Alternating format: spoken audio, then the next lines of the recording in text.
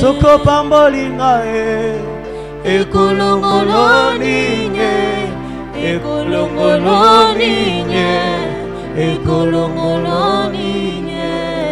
Soko batelinga ekolongoloninye, ekolongoloninye, ekolongoloninye. Soko pambolinga ekolongoloninye, ekolongoloninye, ekolongoloninye. Telema zambalola, telema zambalola, Yahweh telema, telema zambalola, telema zambalola, Yahweh telema, telema zambalola, telema zambalola. Seigneur, je te présente ces requêtes et je prie au nom de Jésus que quiconque a mis des requêtes dans ce panier, que ta main puissante puisse agir en faveur de ceux-là. Seigneur, combat pour nous. Lève-toi et agis en notre faveur. Je prie qu'à la fin de ce programme, que nous puissions témoigner de ta grandeur, témoigner de ton exaucement. Merci de le faire. Au nom de Jésus, j'ai ainsi prié. Amen. Quelqu'un acclame très fort le Seigneur. Merci à la chorale. Alléluia. Que Dieu soit béni. Je vous salue au nom de Jésus-Christ. Bienvenue dans la présence de Dieu. Saluez votre voisin de gauche et de droite. Est-ce que vous pouvez saluer votre voisin? Amen. Que Dieu soit béni. Alors, nous allons passer au moment de la parole de Dieu. Le Seigneur sera en train de nous parler encore ce soir par sa grâce. Amen. Alléluia. Qui est béni dans ce programme depuis qu'on a commencé? Quelqu'un est béni? Quelqu'un est béni? Alléluia. Alors nous allons poursuivre encore aujourd'hui dans ce grand programme. Et nous allons lire deux textes de la Bible aujourd'hui. Nous allons lire deux textes de la Bible. Nous allons lire Proverbe 21, 31 et puis Psaume 23, 5. Proverbe 21, 31 et puis on va lire Psaume 23, 5. On va se tenir debout pour honorer la parole de Dieu. Alléluia. Proverbe 21. La Bible dit ceci, Proverbe 21. Vous me donnez plus le son de clavier là. Proverbe 21, 31, c'est ça non? Voilà. La Bible dit ceci. Est-ce qu'on peut lire ça ensemble? On peut lire ça ensemble. La Bible dit: le cheval est équipé pour le jour de la bataille, mais la victoire appartient à, mais la délivrance appartient à l'Éternel. Est-ce qu'on peut le lire encore? Lisons cela encore, je sais pourquoi. Le cheval est équipé pour le jour de la bataille, pour le jour de la bataille, pour le jour de la bataille, mais la délivrance appartient à l'Éternel. Psaume 23, 5. La Bible dit dans Psaume 23, le verset 5, la Bible déclare, 23, 5, tu dresses devant moi une table en face de mes adversaires. Tu oins d'huile ma tête et ma coupe déborde. Que Dieu bénisse sa parole. Amen. Alléluia. Aujourd'hui, je vais parler du thème sortir des combats inutiles. Sortir des combats inutiles. Dis à ton voisin, sortir des combats inutiles. Dis encore à ton autre voisin, sortir des combats inutiles. Alléluia. Nous venons de lire dans ce texte où la Bible nous parle dans Psaume 23, le verset 5. J'aime ce que la Bible dit là. La Bible dit tu onduiles ma tête, tu dresses une table devant mes adversaires. Et la Bible montre déjà dans ce passage qu'on a lu aussi dans Proverbes chapitre 21, le verset 31. La Bible dit le cheval est équipé au jour de la bataille, ou d'autres versions disent pour le jour de la bataille. Alors en lisant ce texte, la Bible nous montre, on dit le cheval est équipé pour le jour de la bataille. Mais la victoire ou la délivrance appartient à l'Éternel. Si la Bible dit le cheval est équipé au jour de la bataille, si pour le cheval il y a un jour de la bataille, ça veut dire que dans la vie de l'homme, il existe également un jour de la bataille. Pour un animal, la Bible reconnaît que cet animal étant un animal qu'on utilisait à l'époque pour cortèges royaux. Et la Bible dit, pas seulement pour les cortèges royaux, mais également pour les temps de guerre. Mais la Bible montre également pour un animal qui était le cheval, il y avait un jour de la bataille. Dis après moi, le jour de la bataille. Et si pour le cheval, il y a un jour de la bataille, cela nous enseigne qu'il y a également un jour de bataille dans notre vie. Il y a un temps de bataille, un temps de combat. Il y a un temps des adversités. C'est pourquoi même David dit dans Psaume 23, 5, la Bible dit tu dresses une table devant moi. J'aime la précision. La Bible dit en face de mes adversaires. Ça veut dire que David, bien qu'étant loin, David, bien qu'étant roi, David, bien qu'étant en intimité avec Dieu, il reconnaît qu'il y a un temps où ce sont les adversités qui se lèvent. Il dit, tu onduiles ma tête et ma coupe déborde. Mais cela commence par le fait que David reconnaît que tu dresses devant moi une table en face de mes adversaires. Au fait, ce texte nous enseigne de Psaume 23, 5. La Bible nous montre que à chaque fois que Dieu repose l'onction pour une nouvelle dimension, il y a également en face de nous des adversaires. Et la Bible dit que Dieu dresse une table en face de nos adversaires. J'aime Dieu. C'est qu'il y a des tables des rois, mais il y a aussi des tables avec les adversaires. Dieu va te placer parfois dans des positions élevées, mais il y aura en face de toi les adversaires. Alléluia. Cela nous enseigne que dans la vie, il y a toujours un temps d'adversité. Il y a un jour de bataille, il y a un jour de combat. C'est pourquoi la Bible dit que le cheval est équipé pour le jour de la bataille. Je voudrais dire à une personne dans ta destinée, il y aura un jour de la bataille. Ou mieux, pour certaines personnes, il y aura une saison de bataille. Ça peut prendre 1 année, 2 ans, d'autres 10 ans. Si pour le cheval, il y avait un jour de la bataille, pour les hommes, il y a une saison de bataille.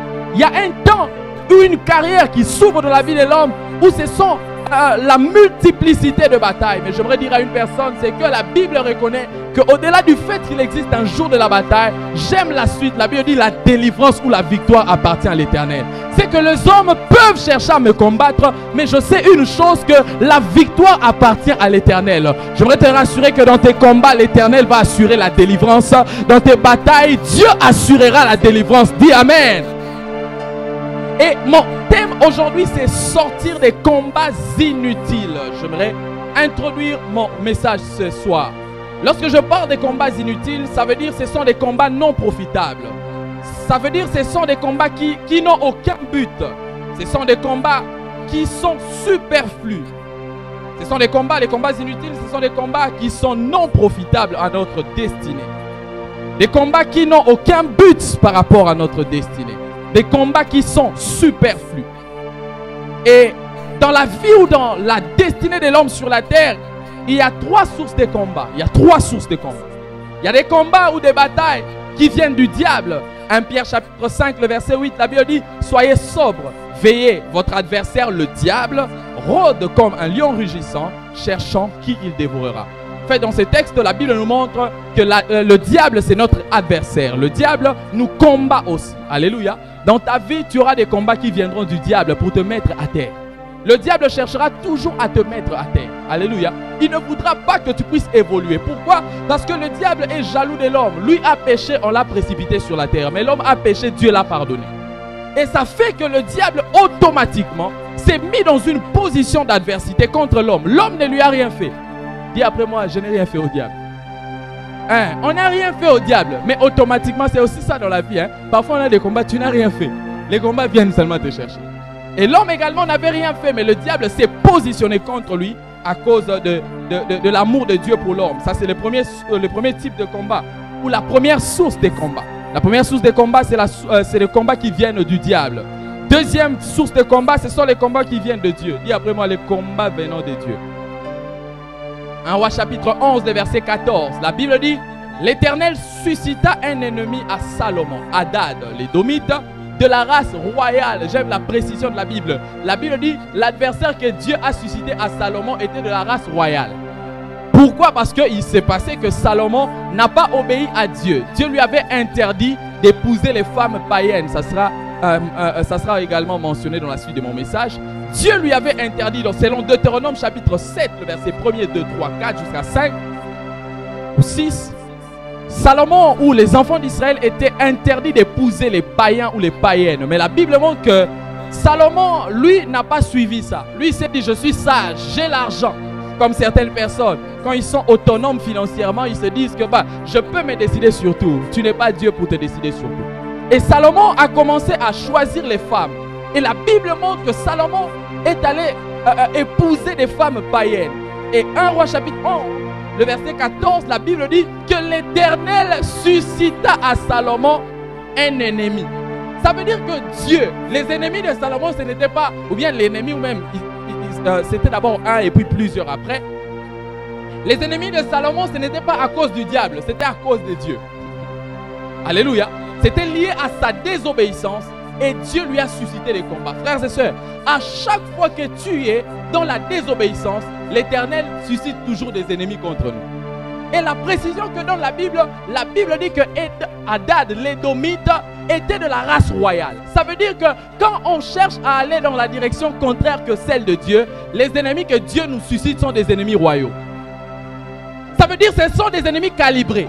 À chaque fois que tu désobéis à Dieu, par rapport à une directive que tu dois suivre, lorsque Dieu suscite des adversaires, lorsque Dieu suscite des ennemis, ce sont des ennemis royaux. Dis après moi un ennemi royal. Ouais. Ça veut dire un ennemi qui est hautement positionné pour te faire du mal. Qui est suffisamment calibré, suffisamment équipé. Frères et sœurs, évitant de marcher dans la désobéissance. Salomon, élu de Dieu. Salomon, oint par Dieu. Salomon, rendu riche par Dieu. Salomon, rendu sage par Dieu. Mais la Bible montre que l'Éternel lui a suscité un ennemi. À chaque fois que tu es dans la... Mais à cause de Jonas dans ce bateau, la Bible déclare que l'Éternel a suscité un vent. L'Éternel a soufflé un vent impétueux. Ces textes nous enseignent que ces gens qui étaient dans le bateau n'avaient rien fait contre Dieu. Ces gens n'avaient rien fait, aucun problème avec Dieu.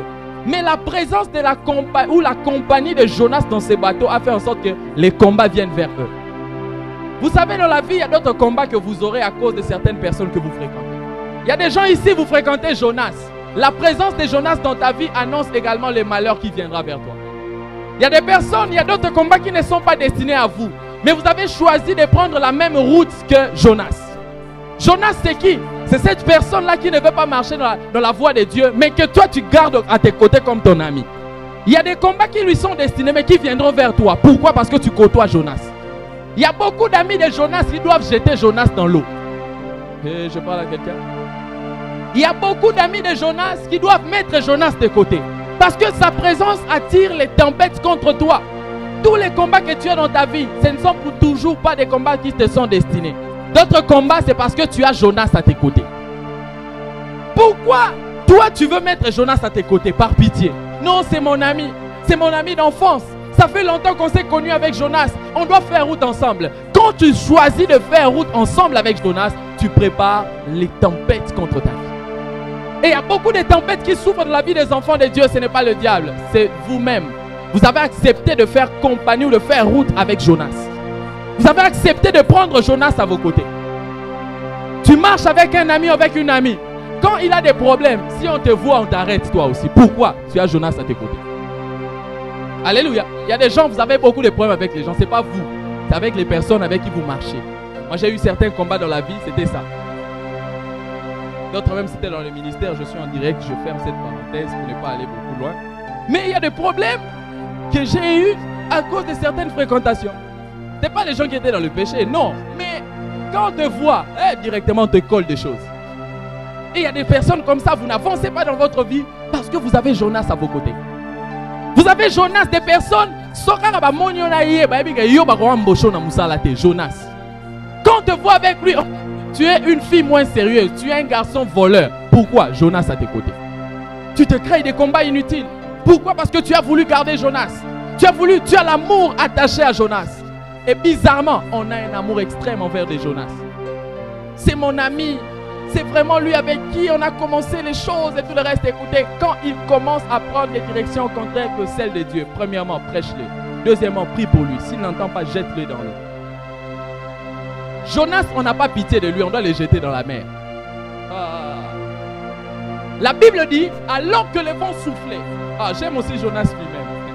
La Bible dit, quand le vent soufflait, ce peuple était en train de chercher qui est la source du malheur. Et quand on a trouvé que c'était Jonas, c'est Jonas lui-même d'ailleurs qui avoue cela, que non, voilà, il y avait ça.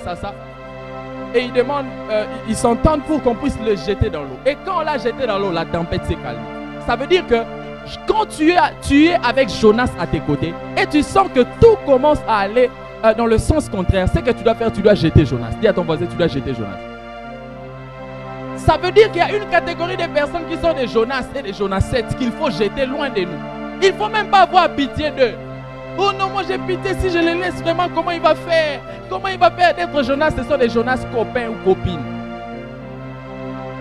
Le petit chéri ou la petite chérie là, c'est Jonas. Mais tu le gardes. Non, quand tu as Jonas à tes côtés, il faut les jeter dans l'eau. La Bible dit quand on l'a jeté dans l'eau, la tempête s'est calmée. Ta tempête va se calmer quand tu prendras la décision de t'éloigner de Jonas. Ta tempête va se calmer quand tu prendras la décision de jeter Jonas. Je t'ai prêché Jonas, tu ne veux pas entendre. J'ai prié pour toi, tu ne veux pas changer. D'accord, pas de problème, moi je m'éloigne de toi. Il y a beaucoup de personnes qui se sont attirées des combats inutiles à cause de Jonas à leur côté. Vous avez choisi de garder Jonas. Je veux dire à une personne, jette Jonas dans l'eau, Dieu va s'occuper de lui. Et la Bible dit que Jonas ne s'est pas noyé. Dieu a envoyé un poisson pour pouvoir prendre Jonas. Je veux dire à une personne, quand tu laisses tes amis, ce n'est pas que Dieu les a abandonnés, c'est Dieu lui-même qui va prendre soin d'eux. Quand tu laisses certaines personnes qui font partie de ton entourage, mais qui marchent dans une direction contraire que celle de Dieu, c'est à Dieu de prendre leur charge dans la suite. Ton problème, c'est que tu aimes Jonas plus que Dieu lui-même. Dieu voulait qu'on jette Jonas dans la mer. Et ce que j'aime, c'est qu'on a jeté Jonas dans la mer. Dieu a suscité. Vous savez, dans la Bible, on n'a jamais parlé des choses comme ça.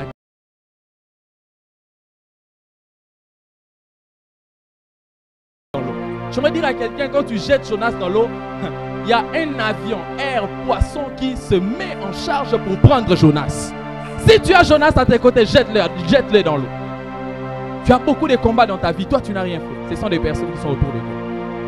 Quand on te voit t'afficher avec lui, automatiquement des portes te ferment. On t'a refusé d'un combat de travail parce que tu fréquentes telle personne. D'autres même, votre réputation a changé à cause de Jonas. Ta réputation a changé à cause de Jonas. Dis à ton voisin, sortir des combats inutiles. Il faut sortir des combats inutiles.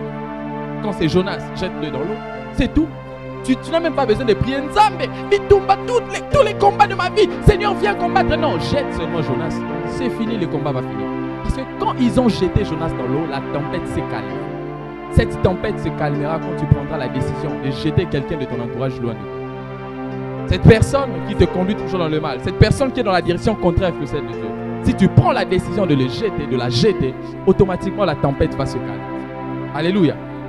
Le premier combat donc inutile, c'est ça, le combat de compagnie ou de l'entourage. Beaucoup de personnes, vous faites naufrage parce que Jonas est dans votre côté.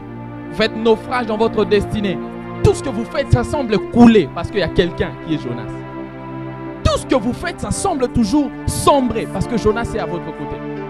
J'aimerais dire à quelqu'un, si tu veux sortir de ce combat inutile, mets Jonas de côté. Éloigne-toi de Jonas. Tu verras que tu seras en train d'avancer. Dis-moi Amen. Alléluia. Deuxième type de combat, c'est les combats qui viennent quand c'est les combats, sortir des combats inutiles. Ici, je suis dans le deuxième point. C'est les combats des titres. ou qui viennent quand on s'autoproclame. Je vais vous expliquer. La Bible dit dans 2 Samuel chapitre 1er, le verset 2 au verset 15. La Bible parle d'une histoire d'un jeune garçon. Je vais lire ça en sautant. 2 Samuel chapitre 1er, le verset 2 à 15. La Bible parle de l'histoire d'un jeune homme. Ce jeune homme n'a pas tué Saül. Mais la Bible montre que Saül était un roi. Et Saül est mort dans un combat. Et la Bible montre qu'il y avait un jeune garçon. Je nous explique ça à 2 Samuel chapitre 1er, le verset 2 à 15. Ce jeune homme est venu. Saül était adversaire à David. Et la Bible montre que quand Saül est mort, il y a un enfant qui est allé voir David pour dire à David, c'est moi qui ai tué Saül. C'est moi, c'est vrai. Saül était l'ennemi de David. Mais David savait que Saül était un roi qui avait l'onction. Pour lui, on ne devait pas tuer un homme qui a l'onction. J'aimerais dire à quelqu'un, on ne tue pas les hommes qui ont l'onction. On ne tue pas les hommes qui ont l'onction, même quand ils se perdent. On prie pour eux. Alléluia. Et ce jeune-là est allé voir David pour dire, David, Saül c'est ton ennemi. Moi, je l'ai tué. Je lui ai lancé, et la Bible parle de beaucoup de détails là, c'est moi qui l'ai tué. Mais la Bible dit que David, cet enfant mentait, ce n'était pas vrai. Mais la Bible dit, au lieu que David puisse se réjouir du fait qu'on a tué son ennemi, qu'est-ce qu'il a fait? Il s'est tourné vers cet enfant en disant, qui es-tu pour tuer le roi de Dieu? Et qu'est-ce que David a fait? David a tué cet enfant. Pourquoi cet enfant-là était mort? Parce que cet enfant s'était autoproclamé comme le tueur de Saül. Cela nous enseigne que dans la vie, à chaque fois qu'on s'autoproclame, on a un combat qui vient vers nous. Il y a des personnes ici, vous avez des combats parce que dans votre famille, vous savez vous-même que vous n'avez pas beaucoup d'argent. Mais vous dites que on est le boss dans la famille. C'est pourquoi on te demande trop d'argent. Si tu ne donnes pas, on te cherche des fétiches. Tu te cherches des combats inutiles. Pourquoi? Parce que tu te présentes dans votre famille comme quelqu'un qui a l'argent, beaucoup d'argent.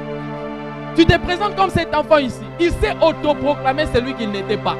À chaque fois que tu te donnes un titre que tu n'as pas, tu te crées des combats. D'autres personnes même, à peine ils commencent à prier, il dit moi je suis prophète. Tu vas te créer des combats de prophètes. Tu as des combats prophétiques parce que tu t'es autoproclamé prophète.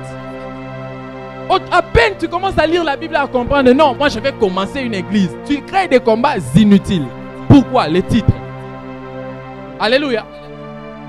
Tu t'appelles boss dans les quartiers, mais tu te crées des combats parce qu'on va venir te demander l'argent. Et à chaque fois, tu vas commencer à dire non, ici on me demande trop d'argent, mais tu t'es appelé boss. Nous, on va venir te demander l'argent. Alléluia.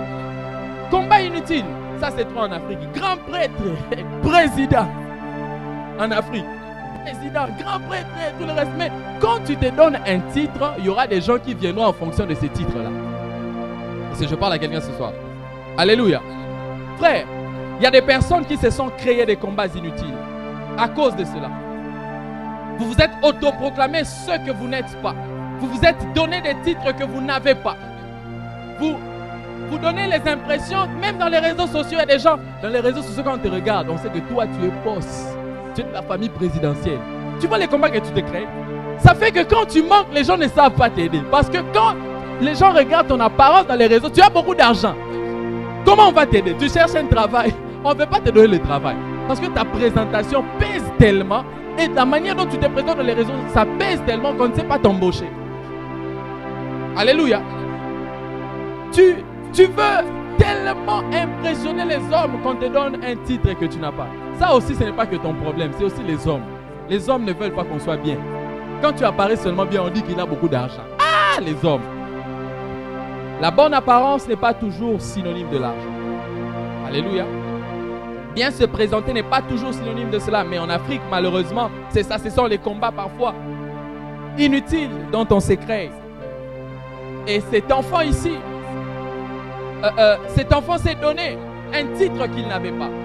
Il s'est donné un nom qu'il n'avait pas. Il s'est donné une position qu'il n'avait pas. Et la Bible dit qu'on l'a tué. Et beaucoup de personnes ont tué leur destinée à cause de cela. Vous vous êtes autoproclamé ce que vous n'êtes pas.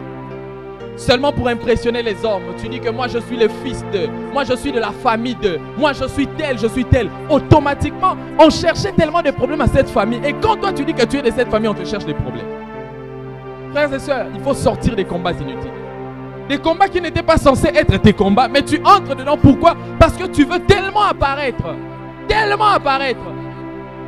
Que nous, dans notre famille, surtout dans les universités, les étudiants, moi d'ailleurs, je sors de telle famille, alors que c'est même pas de près. Tu n'es même pas de là. Et tu t'es créé des combats inutiles. Je parle à quelqu'un ce soir. Il faut sortir des combats inutiles. Jésus-Christ, lorsqu'il est venu sur la terre, on a voulu le considérer comme roi. Mais la Bible dit que Jésus refusait qu'on puisse le considérer comme roi. Roi politique, bien sûr. On a voulu faire de lui un roi politique. Mais Jésus a refusé. Pourquoi? Parce que sa trajectoire, c'était la trajectoire de pouvoir être qui? Un prophète de Dieu. Et beaucoup de personnes, c'est ça. Tu étais serviteur de Dieu. Tu n'as pas la vocation politique. Tu entres en politique, ça te crée des problèmes. Ce sont des combats inutiles. Tu chantes bien. Ton ministère, c'est la chanson. Tu dis non, moi je dois commencer une église. Tu commences une église, ça te crée des problèmes. Combat inutile. Tu prêches bien et tu dis non, il faut pas ça album. Il y a une onction, il y a pasteur. Il y a une chantre. Au continue avec une chanson, combat inutile. Pourquoi? Parce que tu es entré dans la trajectoire qui n'était pas destinée. À chaque fois qu'on quitte le couloir de notre destinée pour aller quelque part d'autre, il y a des combats qui viennent. Parce que tu n'es pas loin pour être dans cette direction-là. Je parle à quelqu'un ce soir. Il y a des personnes qui se sont créées des combats inutiles à cause de cela. À cause d'un titre, d'une trajectoire, d'un couloir qui n'était pas les leurs. Mais vous y êtes entrés par courage, vous y êtes entrés par orgueil. Et ça crée des problèmes. Pourtant, si tu t'es concentré à faire ce que tu sais faire, tu pourras bien prospérer.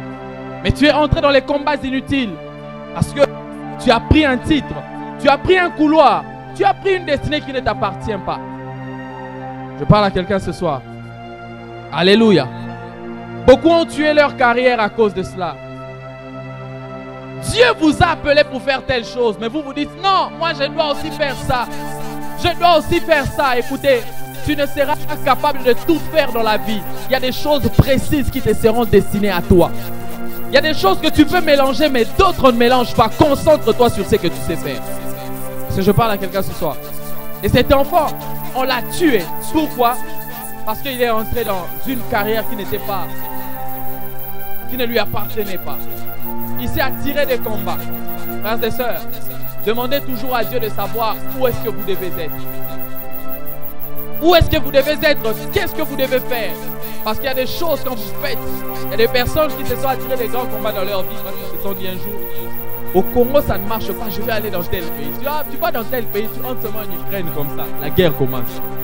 Oh non, les combats ici ça vient de ma famille. Non, toi tu étais, Dieu a prévu que tu puisses être béni au Congo. Tu vas aller en Ukraine. Depuis que tu es entré là-bas, tu commences à demander, oh notre ambassade ne cherche pas à nous rapatrier. Qui t'a dit d'aller là-bas? Tu es entré dans une trajectoire qui n'était pas la tienne. Je parle à quelqu'un ce soir. Et notre combat, c'est le combat après avoir reçu une bénédiction ou une prophétie. Nous avons lu ça le premier jour dans Exode chapitre le premier. Non, Exode 2.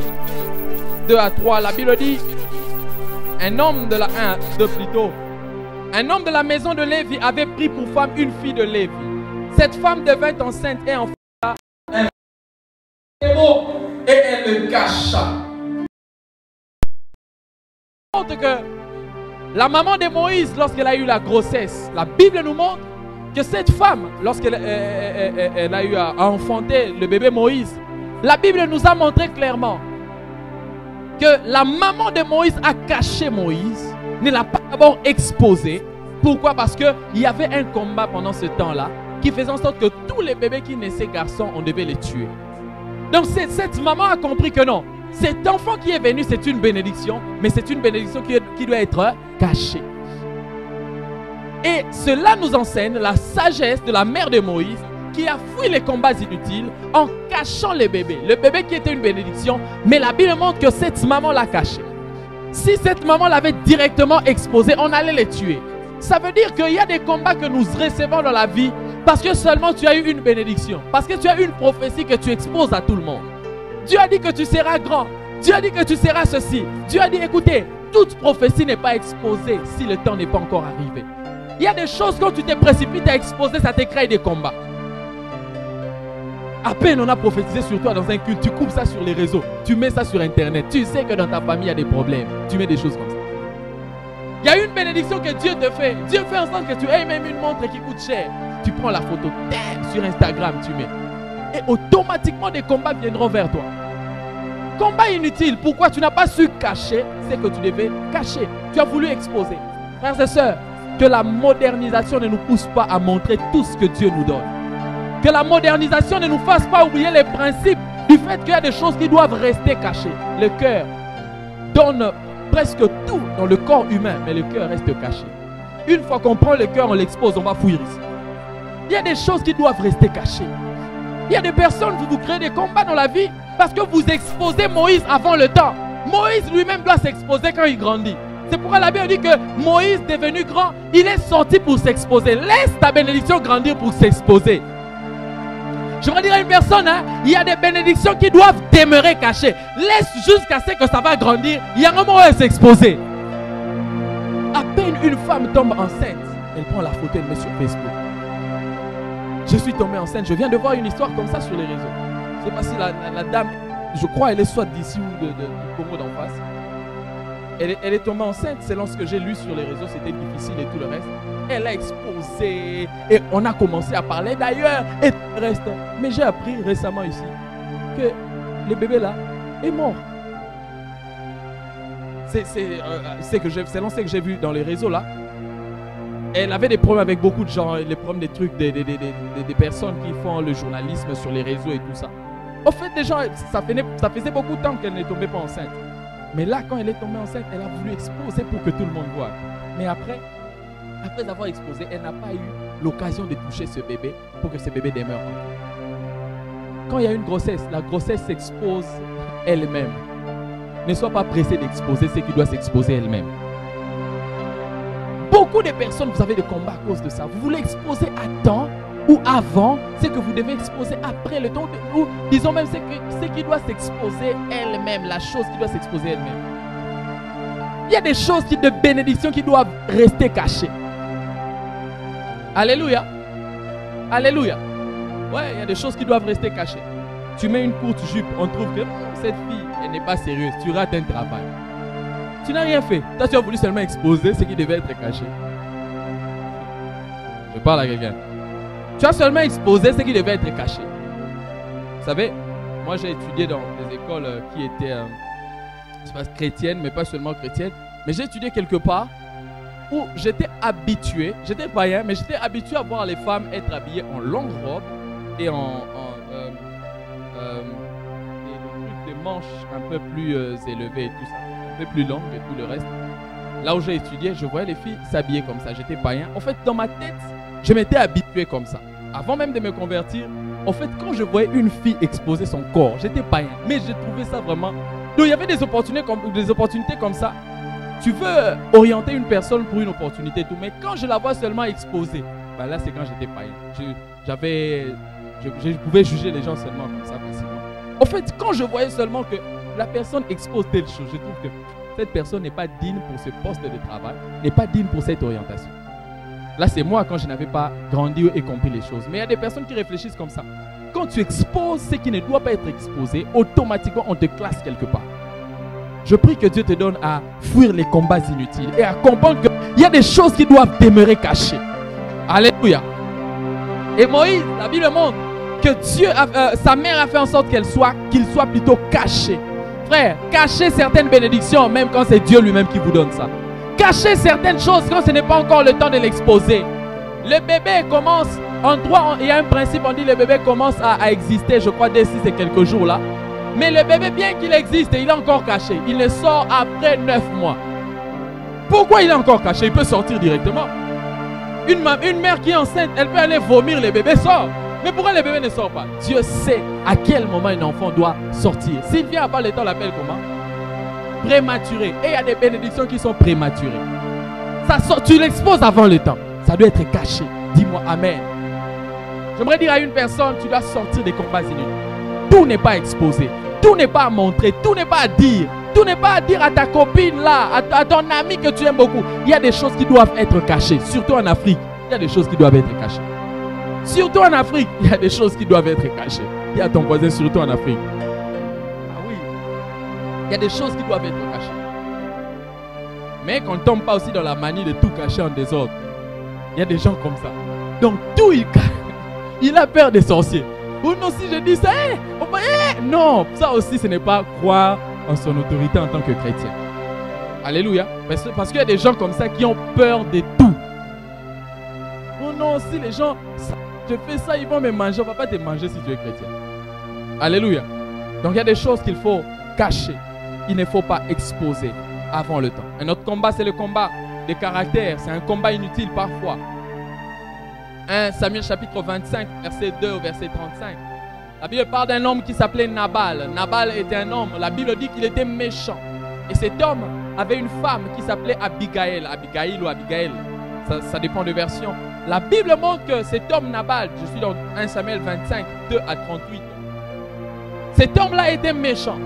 Il boudait tout le monde. Il était mauvais de caractère. Il boudait tout le monde. Dis après moi, il boudait tout le monde. Et la Bible montre qu'un jour, sa femme avait reçu David qui était roi et guerrier. Mais cet homme-là, lorsqu'il a appris que sa femme avait reçu David, la Bible montre que cet homme-là a boudé David. David même est allé le chercher et tout. Cet homme-là, tellement il boudait tout le monde, ces jours-là, il voulait bouder un homme qu'on ne boude pas.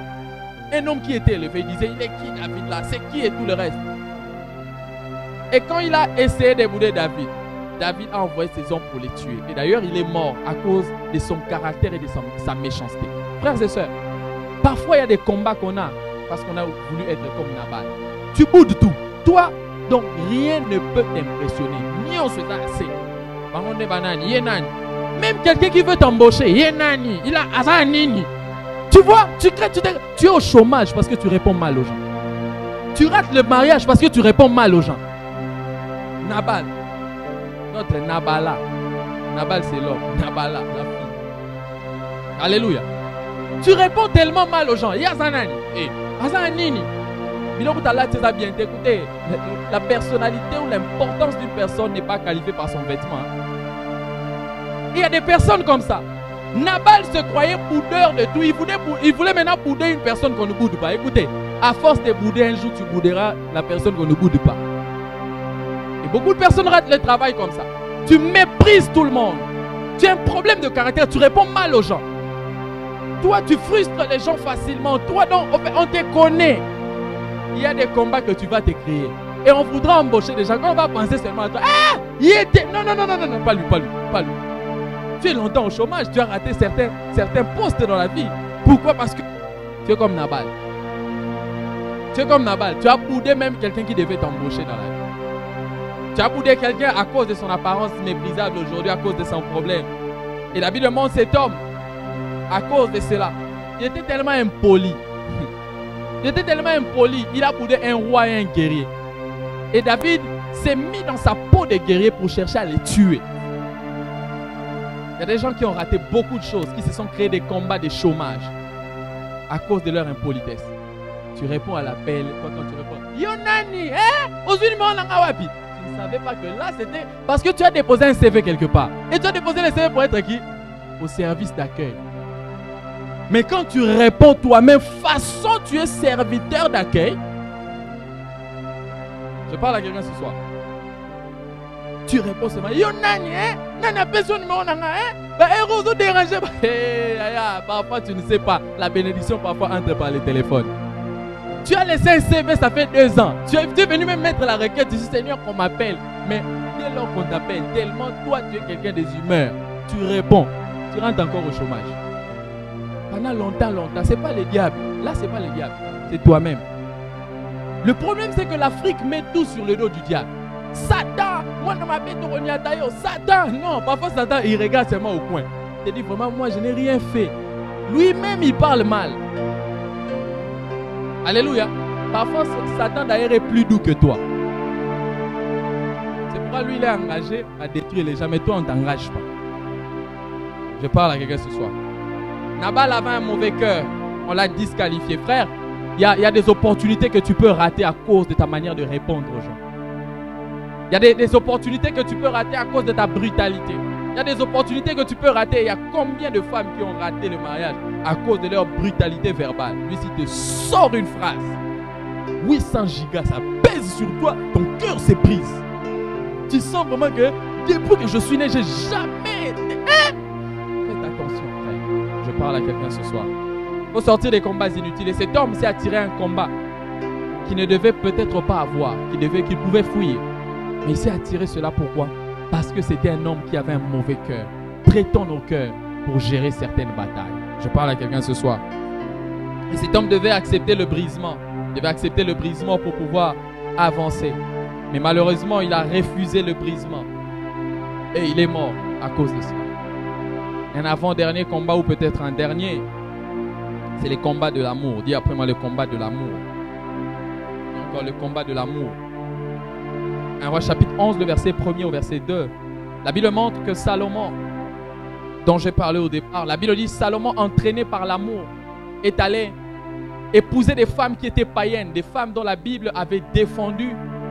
Dieu avait défendu. Mais la Bible montre que Salomon, lui, je pense qu'il s'est considéré beaucoup plus sage que Dieu. Il s'est considéré tellement riche. Il s'est dit non, moi je dois épouser ces femmes parce que moi je veux. Il a voulu mettre sa volonté au-dessus de la volonté de Dieu. Et les temps après, la Bible montre que Salomon est tombé dans l'idolâtrie.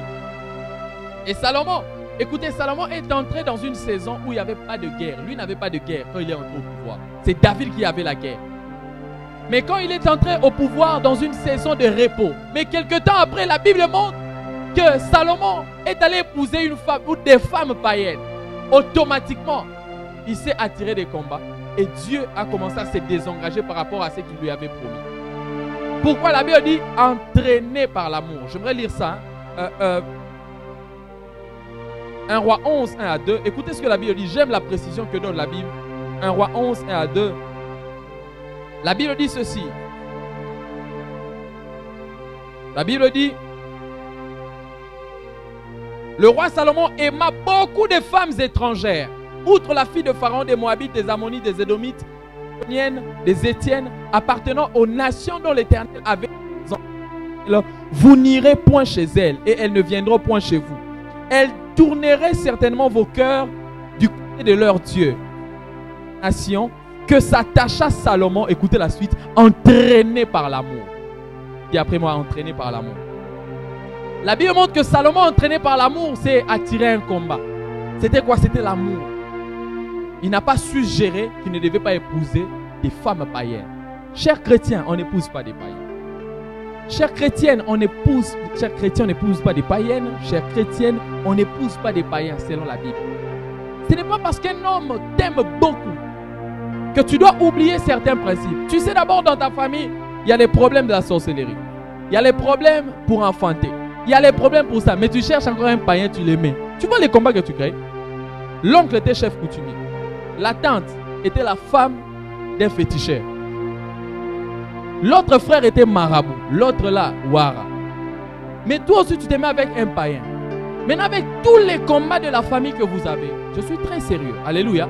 Tous les combats de la famille que vous avez, tu te mets encore avec un païen. Et il y a des choses qui viennent dans le monde spirituel, dans votre couple. Toi, tu t'es fié sur la beauté, sur la bonté également de la personne. Tu te mets avec la personne. Mais après, des combats viennent. Ton homme ne sait pas prier. Il ne veut pas se concentrer sur Dieu. Il ne veut pas prendre les choses de Dieu au sérieux. Et des combats viennent comme ça. Comme chez Salomon. Salomon s'est créé des combats inutiles parce qu'il était entraîné par l'amour. L'amour lui a obscurci la réflexion. L'amour lui a obscurci la foi. Au point d'oublier, oh, je prie que Dieu te donne un chrétien. Je prie que Dieu te donne une chrétienne. Frères et sœurs, quand vous vous décidez de ne pas épouser des personnes selon votre volonté, il y a des combats que vous vous attirez. Si vous connaissez Dieu, vous croyez en Dieu. Je ne dis pas qu'il faut chercher des serviteurs de Dieu, je parle des chrétiens qui connaissent Dieu. Parce qu'il y a des choses dans la famille, il faut que la personne connaisse Dieu, vous allez combattre ensemble. Comment tu as des combats dans ta famille, tu fais prier quelqu'un qui est wara. Il va prier Dieu comment? Il va prier seulement Allah comme ils disent. Mais ce n'est pas dans la bonne voie. Je parle à quelqu'un. La Bible montre que Salomon est entré dans ce combat entraîné par l'amour. Frères et sœurs, que l'amour ne vous fasse pas oublier le principe de Dieu. Dieu est dans sa parole. Et la Bible dit qu'il est derrière sa parole pour l'accomplir. Dieu ne va pas céder à ses principes ou à sa parole pour nous. Non, il faudrait que nous puissions suivre ses principes. Ça arrive quand Dieu essaye de déroger à ses principes. Ça veut dire qu'il change certains principes pour amener l'exception. Mais il y a de ces choses établies que Dieu ne change pas. Dieu ne déroge pas à certains principes parce que toi, tu veux faire selon ton égoïsme, entraîné par l'amour. Frères et sœurs, il y a des combats que Salomon s'est attiré. Regardez ce qu'on a lu au départ là, Hadad l'Édomite là. C'était à cause de ça. À cause de l'amour. L'amour a fait oublier Salomon qu'il avait un Dieu au ciel. Non, moi ce n'est pas mon problème. Moi je fais ma vie. Écoutez, c'est ta vie. Mais la terre sur laquelle tu vis, ce n'est pas ta terre. C'est la juridiction que Dieu a créée. Je parle à quelqu'un ce soir. Entraîné par l'amour, Salomon a commencé à avoir des combats. Entraîné par l'amour, Salomon est tombé dans l'idolâtrie. Entraîné par l'amour. Entraîné par l'amour. Ça peut être pour lui, c'était l'amour en termes d'hommes et femmes. Mais d'autres, comme je l'avais dit au départ, c'est seulement l'amour en termes de l'amitié ou d'amitié. Entraîné par l'amour. D'autres entraînés par l'amour sont capables d'accepter, de se dire que non, bien que je prie, je peux même gérer un papa qui il a quand même l'argent, c'est vrai qu'il est marié, mais je peux écouter. Quand vous faites ça, vous créez des combats inutiles. C'est comme je l'avais dit un jour ici. Il y a des femmes qui prient vraiment pour leur mari. Maintenant, toi, tu sors avec un homme marié comme ça et sa femme prie. Et quand sa femme prie, elle utilise toutes les armes de combat. Machette, elle prend. Ah oui, hein? Il y a des personnes comme ça terribles. Hein? Machette, elle prend. Couteau, elle prend. Brique, elle prend. Seigneur, toute femme qui va toucher mon mari. Maintenant, toi, tu vas chez le mari là comme ça. Combat inutile. Je parle à quelqu'un ce soir. Il faut sortir des combats inutiles, frère. Il faut sortir des combats inutiles. Il y a des combats, même quand tu pries, Dieu ne va pas répondre. Parce que toi-même, tu es entré dedans. C'est ça. La particularité avec les combats inutiles, même quand ça devient difficile, jusqu'à ce que tu vas renoncer à ta décision, que tu vas vaincre. Si tu ne renonces pas à ta décision et tu ne fais que prier, malheureusement, aujourd'hui à l'église, il y a des gens qui viennent pour ça. Pasteur, priez pour moi. Pourquoi? Cet homme-là veut me quitter, mais c'est le mari d'autrui. Même si le pasteur là est loin, suffisamment loin jusqu'aux dents, au point de dire des choses comme ça, là ça ne va pas opérer. Pourquoi? Parce que tu n'es pas dans la ligne droite.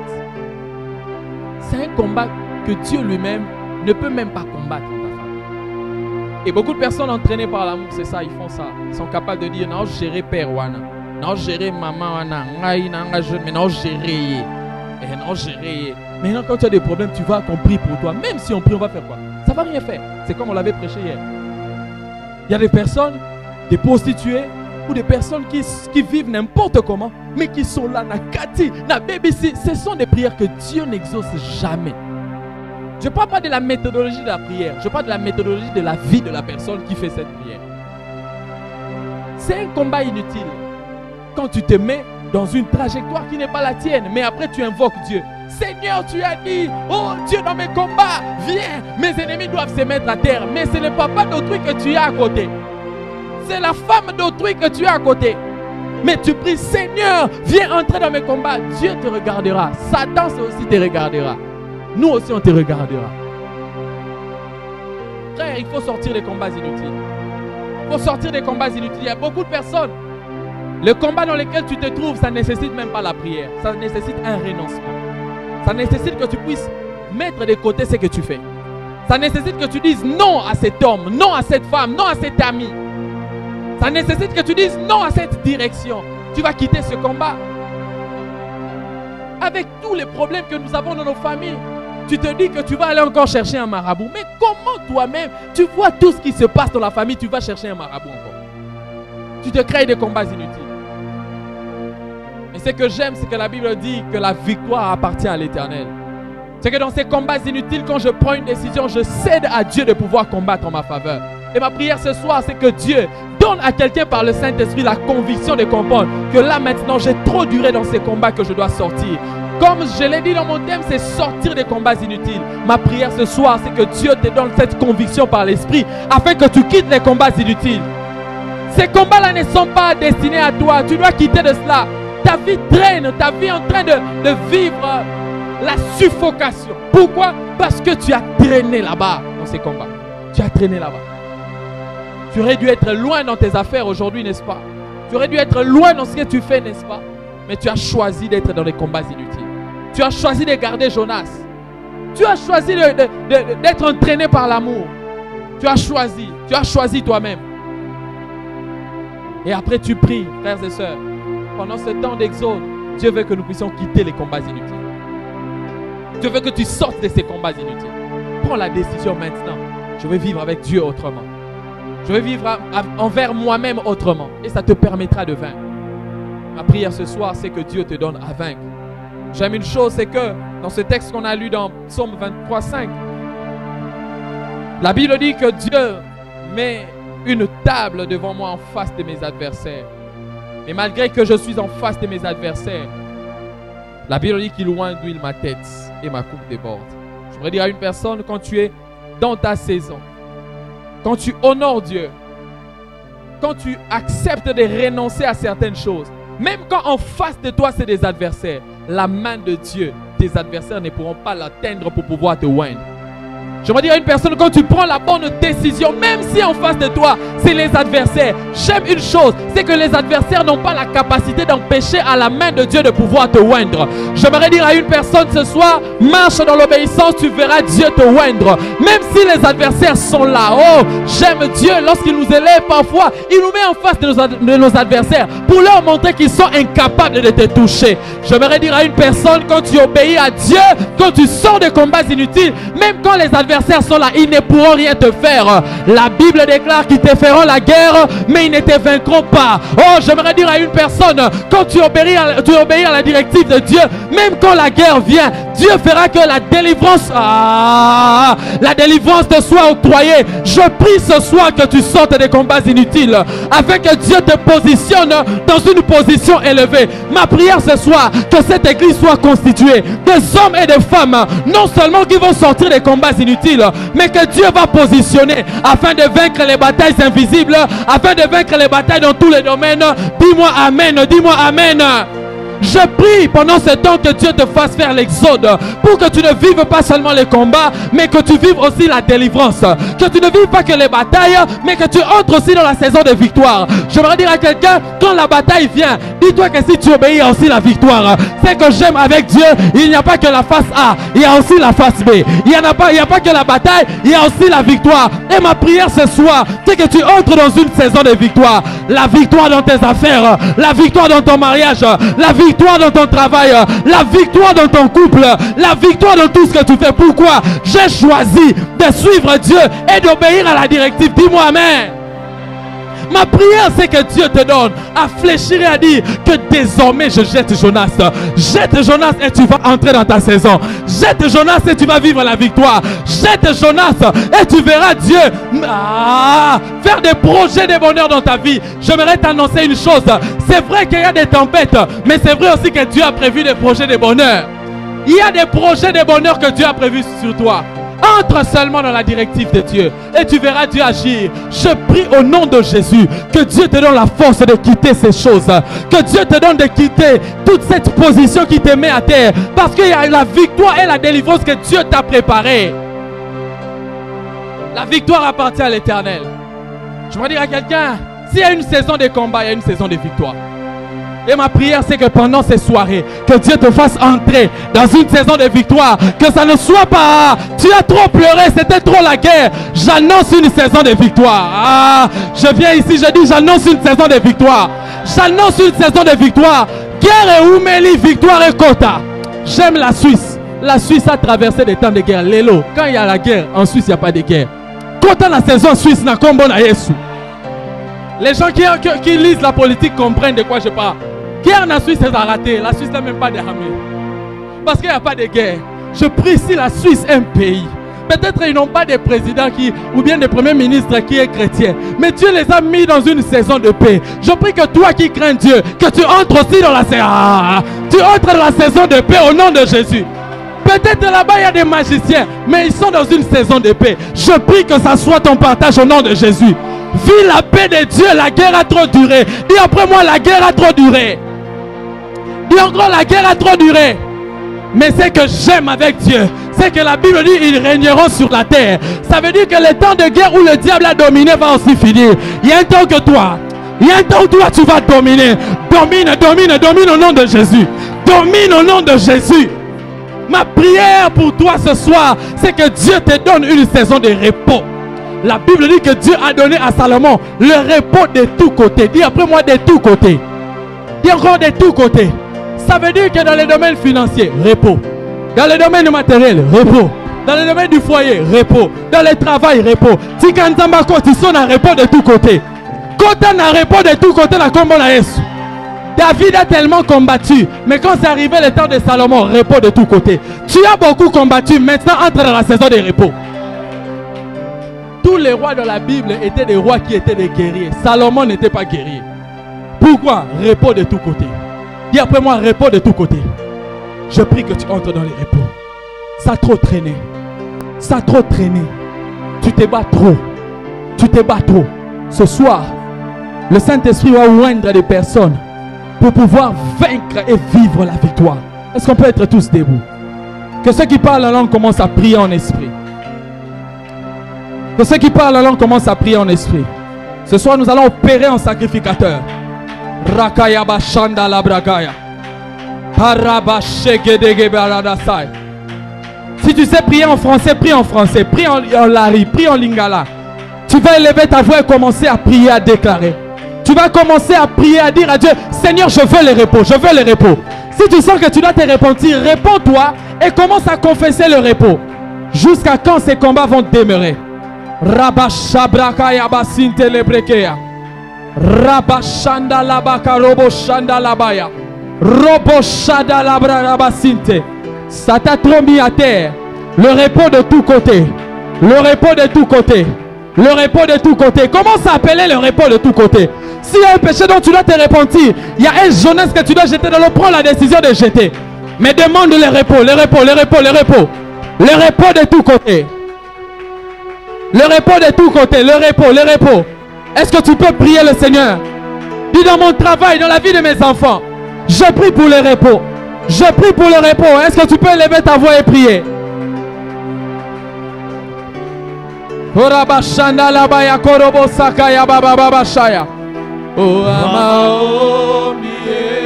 Prie le Seigneur, prie, prie. Je veux le repos dans cette bataille qui a trop duré.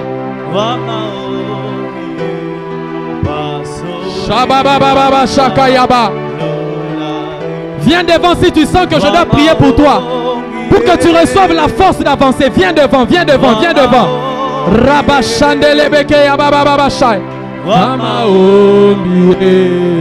Aujourd'hui, il y a l'onction des victorieux.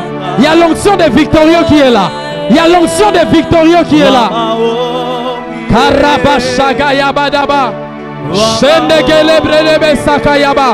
Prie le Seigneur, je vais entrer dans la saison de victoire. L'onction d'équipement est là ce soir.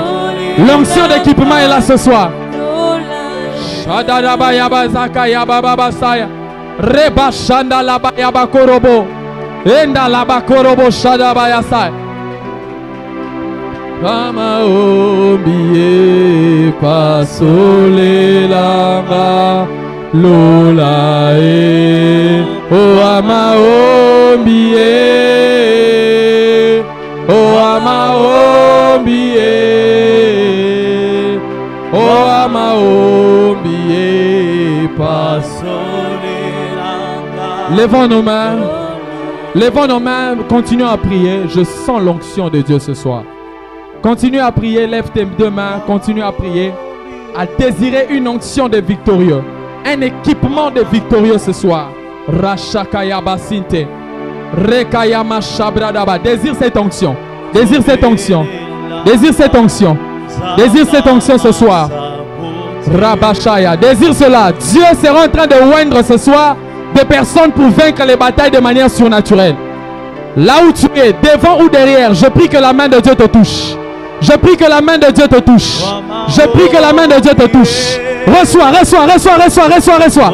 Au nom de Jésus, au nom de Jésus, au nom de Jésus, au nom de Jésus. Reçois le dépôt pour aller vaincre. Reçois le dépôt pour aller vaincre. Tu as trop duré, cette bataille a trop duré. Ce soit l'onction nécessaire attachée à ce combat est là. Reçois, reçois, reçois, reçois, reçois, reçois au nom de Jésus la force de vaincre, la capacité de batailler, de saisir la victoire. Shakata la brekaya sinte. Manda abakorobo shakayaba. Rabaya shagada gaba sinte. Emanda la bakorobo shaya. Le Saint-Esprit est en train de oindre ce soir. Le Saint-Esprit est en train de oindre ce soir. Un équipement pour la victoire. Un équipement pour la victoire. Un équipement pour la victoire. Un équipement pour la victoire. Un équipement pour la victoire. Que ce soit les batailles naturelles ou surnaturelles. Un équipement pour la victoire. Là où tu es, tu reçois. Là où tu es, tu reçois. Devant ou derrière. Là où tu es, tu reçois. Tu reçois, tu reçois. Ce soir, Dieu, il y a trop de Dieu pour déverser la force et l'onction. Vous qui êtes devant, levez vos mains.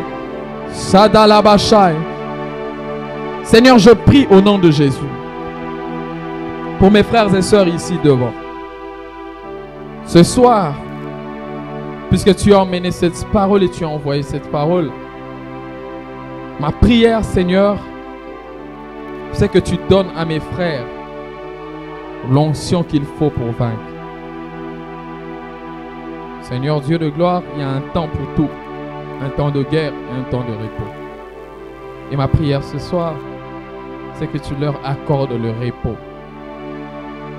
Dans les batailles qui deviennent de plus en plus dures. S'ils étaient dans les combats inutiles et qu'ils se sont repentis, Seigneur, écoute et exauce leurs prières.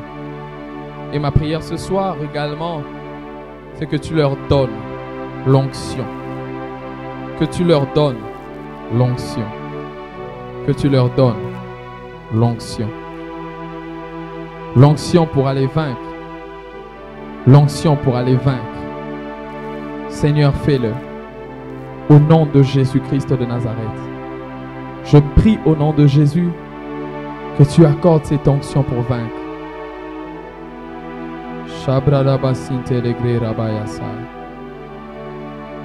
Seigneur, merci puisque tu le fais ce soir. Merci puisque tu l'accomplis et que tu donnes à mes frères de témoigner que la victoire était de leur côté. Seigneur, lève-toi, agis, opère et montre-toi dans leur vie. Au nom de Jésus, je prie et je déclare que vous êtes des victorieux et des victorieuses. Je prie et je déclare que vous allez saisir cette victoire. Dans le nom de Jésus, j'ai ainsi prié. Amen. Est-ce qu'on peut acclamer le Seigneur?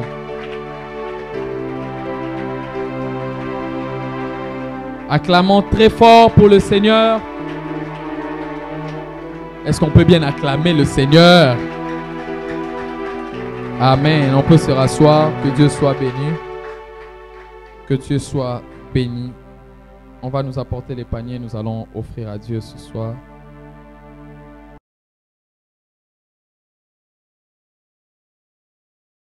Fond du culte. Pendant qu'on nous avance les paniers, on nous amène les paniers. Nous nous apprêtons à offrir à Dieu ce soir. Est-ce qu'on peut rapidement nous apporter les paniers, prendre une bonne offrande sous la conduite de la chorale? Approchons-nous pour bénir la parole, mais également pour donner nos offrandes extraordinaires du culte. Approchons-nous sous la conduite de la chorale.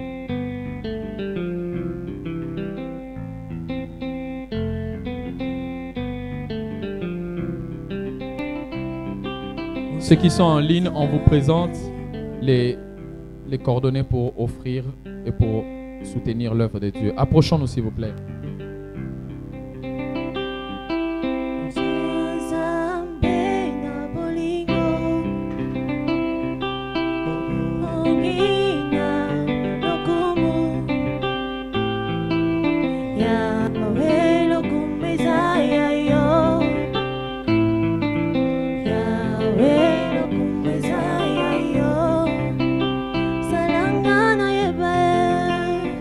Papusa ya mutima na yo, lobanga na yo kai, mabando ya molimo na yo, bongonga na kokisa papa papusa ya mutima na yo bongonga na loba maloba maiko simba yo, lobanga na yo kai, mabando ya molimo na yo, simbanga na lingana Nanguya ya loboko na yo, bongo na miso papa mabolongo na sina sanjola. On va s'approcher pour le deuxième service. Pour ceux qui ont des dîmes, mais pour soutenir également les travaux, approchons-nous s'il vous plaît. Approchons-nous.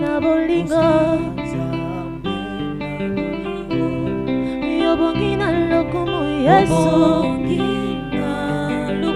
Hey Yahweh, lokumu ezaya yo. Yahweh, lokumu ezaya yo. Mokonzi, lokumu ezaya yo. Yahweh, lokumu ezaya yo. Yo Nzambe na bolingo. Yo kina lokumu Yesu. Hey Yahweh, lokumu ezaya yo. Yahweh, lokumu ezaya yo. Mokonzi, lokumu ezaya yo. Seigneur, bénis ces offrandes.